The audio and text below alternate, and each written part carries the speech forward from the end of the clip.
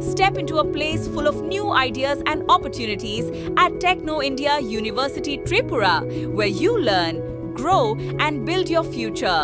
A place that truly helps your dreams become a reality. ঠান্ডা পানীয়ের সাথে মাদক মিশিয়ে এক বিবাহিত নারীকে ধর্ষণের অভিযোগে ত্রিপুরার সিপাহীজলা জেলার সোনামুড়া থানার পুলিশ এক ব্যক্তিকে গ্রেফতার করেছে। ঘটনাটি ঘটেছে সোনামুড়া থানা এলাকার একটি গ্রামে।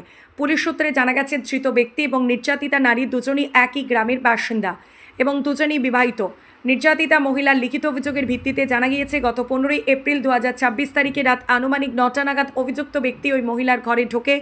ঘরে কেউ না থাকার সুযোগে সে মহিলাকে একটি ঠান্ডা পানীয় পানির জন্য দেয়। অভিযোগ, ওই পানীয়ের মধ্যে আগে থেকে করা নেশাদ্রব্য মেশানো ছিল। সেটি পান করার কিছুক্ষণের মধ্যে ওই নারী অচেতন হয়ে পড়ে। মহিলার অসারতার সুযোগ নিয়ে অভিযুক্ত ব্যক্তি প্রথমবার তাকে ধর্ষণ করে।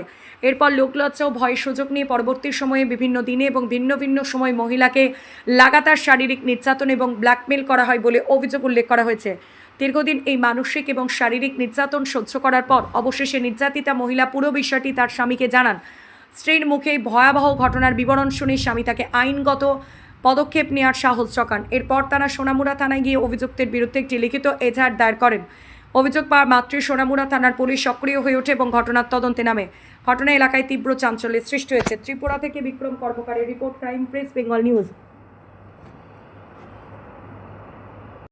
আমাদের সোনামুড়া থানাতে একটা বলাৎকার দ্বারা মামলা নেওয়া হয়, যেখানে ভিকটিম প্লাস কমপ্লেনেন্ট একটা এলিগেশন দিয়েছেন যে এই বছরই এপ্রিল মাসের 15 তারিখে রাত্র প্রায় 9টার সময় ওনাকে যে সফট ড্রিঙ্ক আছে স্প্রাইটের বোতলে করে নেশাদ্রব্য মিশিয়ে যার এগেনস্ট এলিগেশন দিয়েছে উনি ওনাকে মানে অচৈতন্য অবস্থায় করেছেন এবং এই অচৈতন্যতার সুযোগ নিয়ে ওনার সঙ্গে শারীরিক সম্পর্ক করেছেন এবং এই নিয়ে ওনাকে অনেকবার ভয়ভীতি দেখিয়ে আরো অনেকবার ওনার সঙ্গে শারীরিক সম্পর্ক করেছেন, এরকম এলিগেশন এসেছে।